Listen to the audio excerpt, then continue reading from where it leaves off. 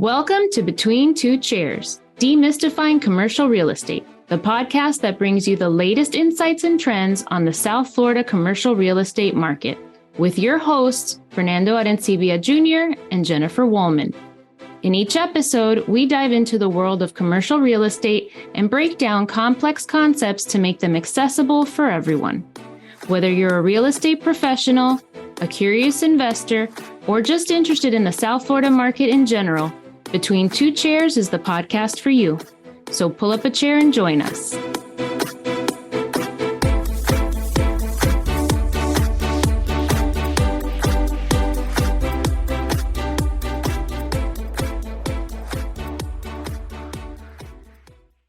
Welcome, everybody, to another episode of Between Two Chairs. My name is Fernando Arencibia, and with me, as always, is the rambunctious Jennifer Woolman. Jennifer, say hi. Hi. I feel like that should be more like, hi. Yeah. Hi. Absolutely. Hi. Hey. Don't mind her, guys. She's a little jet lagged. That should have been your description. Yeah, jet lagged. I'm good. All right. So today we're going to discuss a little bit of an update on the end of the legislative session. It's not the end of the legislative session because they didn't balance the budget. So that is very true. Officially, we haven't ended yet. You're absolutely right. And for those of you who maybe don't know, it's the one thing in the Florida Constitution. It's the only thing. It's the only thing that they are required to do. They're not required to do everything else that they do, but they are required to pass a budget. And so they will come back, and you're right. So, you know what? Then let's just throw this away and just come back a little later. The bills have already passed. They just need That's right. the governor's signature. So a lot of our issues have already passed. So I thought it would be good if we did an update.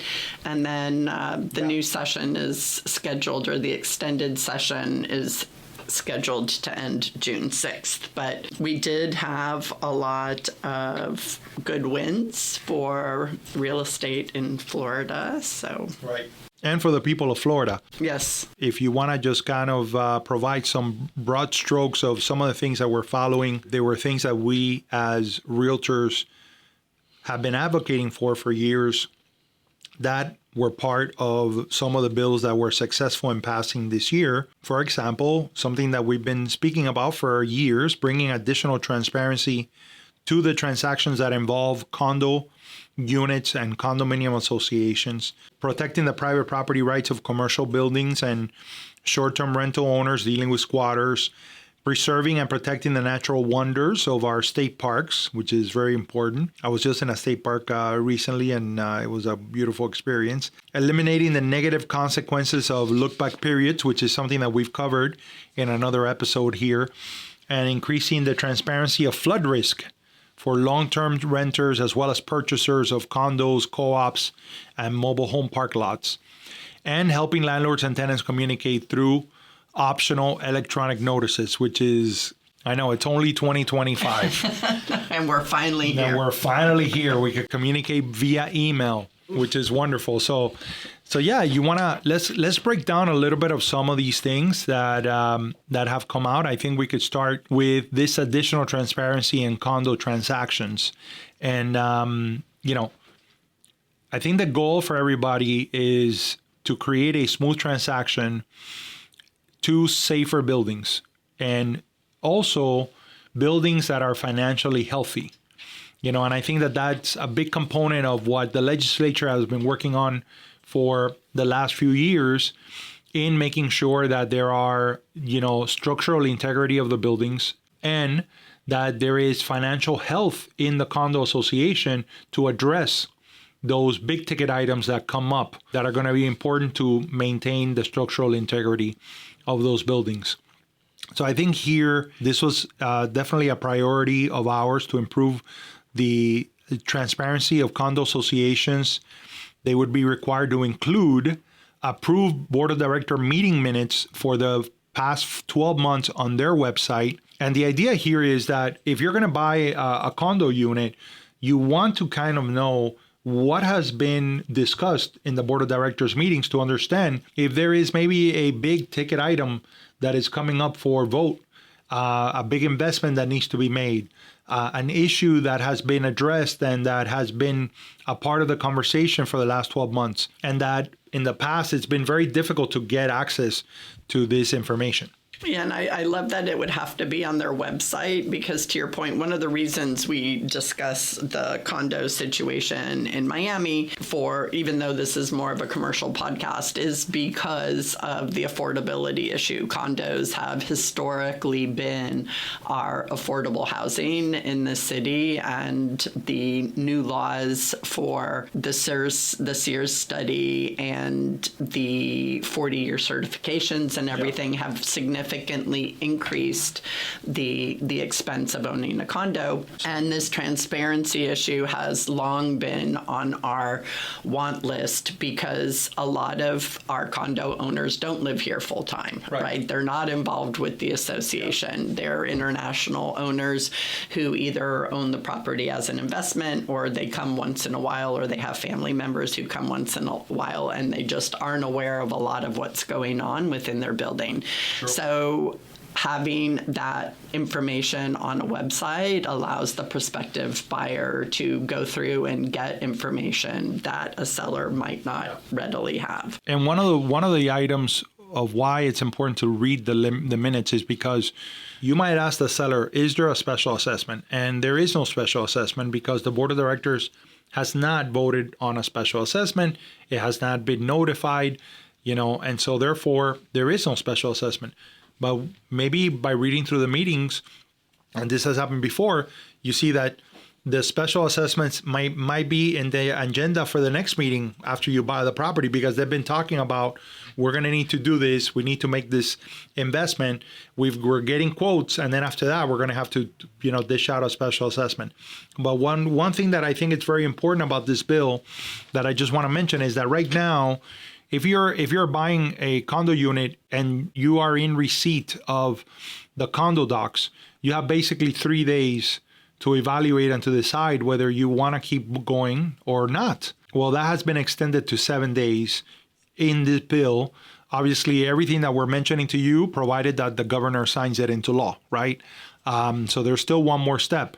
But, once the House and the Senate vote on it and they agree that this is the bill that is in the desk right now of Governor DeSantis, then, that's the reason what we're talking about. But I think that providing the 7 days is going to be a big, important aspect of this. And moving forward, we don't have a lot of older buildings in Miami-Dade that have retail on the bottom, but we do have some that are part of condos that are older. I'm thinking of the Four Ambassadors on Brickell. Sure. So those condo docs then come into play, and the special assessments and everything come into play. So if you are buying a commercial unit and that's part of a condominium, it's super important to read those docs and the condo docs to know how the commercial side is treated within the whole of the association. Yeah, and listen, I think recently, maybe it was announced a couple of days ago, there was a couple of restaurant spaces in the SLS Lux that just traded for $38 million. You don't think that they looked very carefully into the condo docs? I mean, that's usually money that is reserved to buying, a freestanding building. Yes. Definitely, one of the things that we mentioned was about the look-back period, which has to do with, it requires cities and counties to have a webpage, number one, dedicated to hurricane and storm recovering, to provide a permitting guide for residential and commercial property owners. The guide has to include the elevation requirements following substantial damage and substantial improvement in accordance with the NFIP, which is the National Flood Insurance Program. And the bill also prohibits local governments participating in the NFIP from adopting or enforcing look-back periods, which is interesting because I don't see a timeline here. It just says it would go into effect July 1st, 2025. Right. So, wow. Yeah, we'll have to do a deeper dive in that and see. Yeah, for sure. Yeah, absolutely. The next one here, as we're going through, you want to go through this one? Yeah. That's Preserve and Protect Florida's State Park. And basically what that does is it updates Florida's management of state lands by prioritizing conservation-based recreational use and restricting environmentally harmful construction in state parks, permitting camping cabins only if they do not harm natural resources. And that also goes into effect July 1st. And I love this one because we were there. We were in the room when it happened. Well, when the debate was when the debate was happening. Yeah. Well, when the proposal from the governor hit the floor, we were actually at our legislative meetings in Orlando, and there was a letter that was sent off quickly, and that was because they were trying to put in a golf course and hotels in a couple of the state parks. Right. And I just came back from London, I told you, and the parks are kept separately and pristine, and it's why London consistently is one of the top world cities, and Miami's there too. Most of our parks are water-based, but a lot of our state parks are not, and they're wonderful treasures. So I also found that interesting that the bill establishes a new timeline for public hearings. Sometimes they can create public hearings in the overnight, in the middle of summer, whatever it is, and then you don't really allow for people to really express how the public feels. Right. Exactly. And then helping vacation rental owners remove squatters is another bill that went through, and this just tacks on to a residential bill from last year. So it makes it easier for public lodging establishment operators such as hotels and vacation rental owners to remove problem guests by clarifying when a stay is temporary and setting clear removal rules and allowing police to arrest guests who refuse to leave. Right. And continuing with the squatters theme, speeding up the removal of squatters from commercial properties also passed, I think, unanimously. It helps commercial property owners remove illegal squatters more easily by letting owners file complaints with the sheriff, allowing immediate evictions, increasing penalty for property damage, and preventing fake property listings, which is going to be interesting how they make that happen. Yes. Yeah. And how they enforce it, which is, always where the rubber meets the road, as they say. Right. How are these implemented exactly? And then they've also made it easier for landlords and tenants to send notices electronically via email if both parties agree through an addendum to the rental agreement. This agreement may be revoked at any time by either party with written notice. I wonder if written notice then has to be in the mail if they're revoking. Notices are considered delivered when sent unless they are returned as undeliverable, and the bill requires the sender to maintain a copy of the electronically sent notice and evidence of its transmission. Yeah, absolutely. Can't believe that it has taken all this time, but I think it's fair. Both people agree. We're going to communicate via email, and you provide evidence of that transmission, and then if you decide, you know what, I would prefer to get a written notice than certified mail. Yeah, exactly.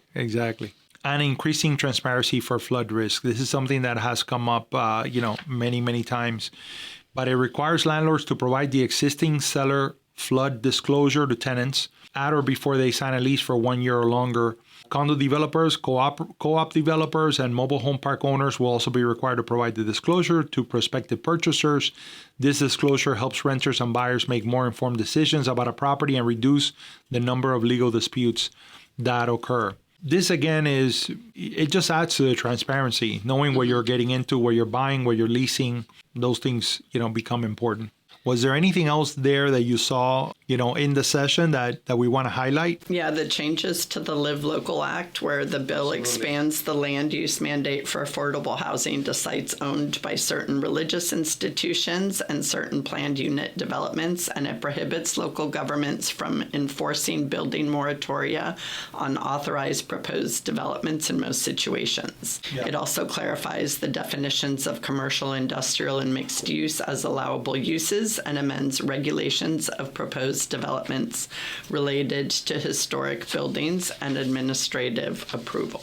The bill creates a new state policy allowing affordable housing developers to reserve preference for employees of healthcare facilities, hospitals, and government aid within federal low-income tax credit rules. That's very interesting. I like that. Live Local it's alive. For the last 3 years that we've come back to the legislature, there's always been improvements, tweaks, changes.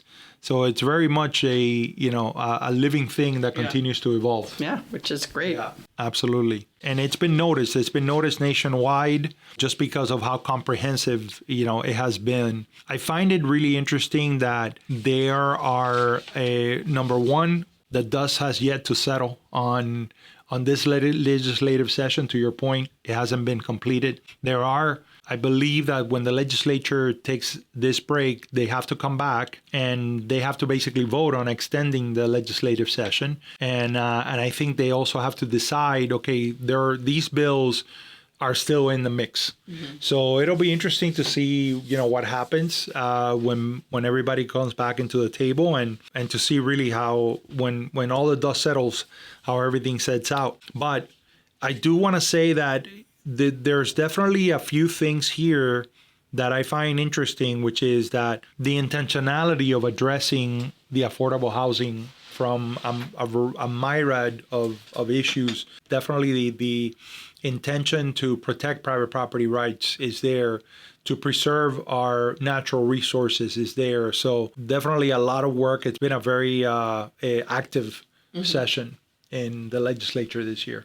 Agreed. Contentious, a lot of politicking as people try stuff, to, the new the governor's at the end of his term, so people politicking for roles in new administrations or new runs for office. So those always make for exciting popcorn eating type entertainment. But luckily they do get business done. At the end of the day, they are there to... Yeah. Yes, ma'am. That was it. Bye-bye. That's all, folks. Which cartoon character said, that's all, folks? Was it Bugs Bunny or Elmer Fudd? It was one of those, yeah. I can't do the accent anyway, but... Oh, Porky Pig. Thank you, Jess. Thank you, Jess. My Warner Brothers Jess for the win. Jess for the win. I love it. See, I love do it. Well, thank you, everybody, for joining us on another episode of Between Two Chairs. We appreciate your listening in. And like Jennifer said, that's all, folks. Bye. Jennifer, say bye. Bye. I did. Can't end without you saying bye. Bye.